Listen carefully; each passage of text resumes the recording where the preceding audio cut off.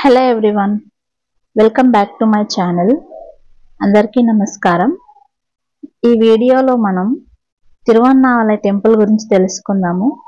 ఇక్కడ గిరి ప్రదక్షిణను తండోపతండాలుగా ఎందుకు చేస్తున్నారు, ఎప్పుడు చేయాలి, ఎలా చేయాలి, అసలు ఈ గిరి ప్రదక్షిణ అంటే ఏమిటి, ఎలా చేయాలి, ఇలాంటి అన్ని ప్రశ్నలకు సమాధానం ఈ వీడియోలో తెలుసుకుందాము. కొండ చుట్టూ 8 లింగాలు ఉంటాయి. 14 కిలోమీటర్ల దూరం ఉంటుంది. తిరిగి రావడానికి సుమారుగా 5 నుంచి 6 గంటల సమయం పడుతుంది. మా ప్రయాణం తిరుపతి నుండి తిరువన్నామలైగా పిలువబడే అరుణాచలంకి మొదలైంది. తిరుపతి నుండి అరుణాచలం 200 కిలోమీటర్ల దూరంలో ఉంటుంది. ఎక్కడి నుండైనా తిరువన్నామలైకి డైరెక్ట్ బస్సెస్, ట్రైన్స్ అందుబాటులో ఉంటాయి. శివుడి ఆజ్ఞ ఉంటేనే అరుణాచలంకి వెళ్ళగలమట. చిత్రగుప్తుడు అరుణాచలం వెళ్ళగానే ఒక గీత గీస్తారట. ఎందుకంటే ఇప్పటి వరకు ఒక జీవితం, అరుణాచలం వెళ్ళిన తర్వాత జీవితం వేరువేరట. అంటే పూర్తిగా మార్చివేయబడుతుందట. టెంపుల్ చేరుకోవడానికి ప్రత్యేకంగా రూట్ తెలుసుకోనవసరం లేదు. ఎందుకంటే తిరువన్నామలైలో ఎక్కడి నుండైనా భక్తులు ప్రవాహంలాగా గుడివైపుకు వెళ్తూనే ఉంటారు. బస్టాండ్ నుండి దాదాపు 2 కిలోమీటర్ల దూరంలో టెంపుల్ ఉంటుంది. మొదటగా వినాయక స్వామి వారి ఆలయం ఉంటుంది. ఇక్కడ కర్పూరం వెలిగించి స్ట్రెయిట్గా ముందుకు వెళ్ళగానే మనకు ఈస్ట్ సైడ్ ఉన్న రాజగోపురం కనిపిస్తూ ఉంటుంది. అసలు టైంతో పని లేకుండా జనం ఇలా వెళ్తూనే ఉంటారు. కొంచెం కూడా గ్యాప్ ఉండదు. క్యూ లైన్లో వెళ్ళినట్టుగానే ఉంటుంది. అసలు ఎక్కడా లేని విధంగా అతి పెద్ద విశాలమైన రాజగోపురం ఉంటుంది. ఇలాంటివి 4 వైపులా 4 గోపురాలు ఉంటాయి.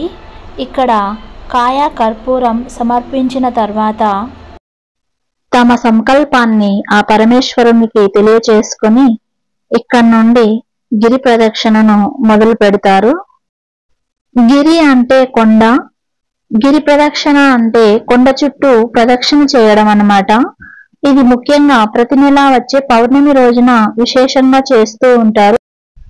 నార్మల్ డేస్ లో కూడా ప్రదక్షిణ చేస్తుంటారు. కానీ పౌర్ణమి రోజున దేవతలు, మునులు, ఋషులు వంటి వారు సైతం అదృశ్య రూపంలో గిరి ప్రదక్షిణ చేస్తుంటారట. అందువలన అందరూ పౌర్ణమి రోజును గిరి ప్రదక్షిణ చేస్తుంటారు. వారి కష్టాలన్నీ, కన్నీళ్లను ఆ మహాదేవుడు తీసేసుకుని అన్నింటినీ సరి చేస్తాడని 100% నమ్ముతారు. ఎంతో మంది సెలబ్రిటీస్ కూడా ఈ విషయాన్ని లైవ్ లో కూడా చెప్పారు. మనం ప్రదక్షిణ చేస్తున్నప్పుడు ఇలాంటి సైన్ బోర్డ్స్ ఉన్న మ్యాప్ ని ఏర్పాటు చేశారు.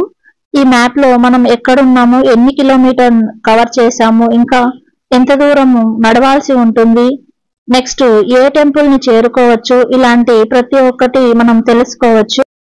మీరు కూడా గిరి ప్రదక్షిణ చేయాలంటే ముఖ్యంగా కొన్ని విషయాలు తెలుసుకోవాలి. ముందు ఉన్న విధంగా గిరి ప్రదక్షిణ లేదు. ఇక్కడికి వచ్చే వారి సంఖ్య విపరీతంగా పెరిగిపోవడంతో తిరువన్నామలై చేరుకోకముందే 6 కిలోమీటర్ల ముందుగానే వెహికల్స్ ని ఆపేస్తున్నారు. రోడ్స్ అన్ని టోటల్ గా బ్లాక్ చేస్తున్నారు. 14 కిలోమీటర్స్ 5 గంటల్లో చేసే ఈ గిరి ప్రదక్షిణ ఇప్పుడు 20 కిలోమీటర్లు దాటి చేయాల్సి వస్తోంది. కనీస సౌకర్యాలను కూడా గవర్నమెంట్ ఏర్పాటు చేయట్లేదు. వాటర్ ఫెసిలిటీస్ కూడా 2 or 3 ప్లేసెస్ లో ఉన్నాయి. వాష్రూమ్స్ చాలా వరస్ట్ గా ఉన్నాయి. అక్కడ ఉన్న షాప్స్ మీద కూడా వాటి నేమ్స్ కేవలం వారి మాతృభాషలోనే రాసి ఉండాలట.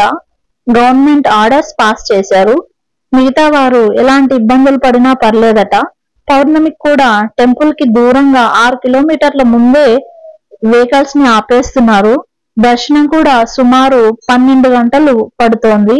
సో బెటర్ నార్మల్ డేస్ లో వెళ్ళండి. లేదంటే గిరి ప్రదక్షిణను ఉదయం 2 లేదా 3 గంటల లోపు కంప్లీట్ అయ్యే విధంగా చూసుకోండి.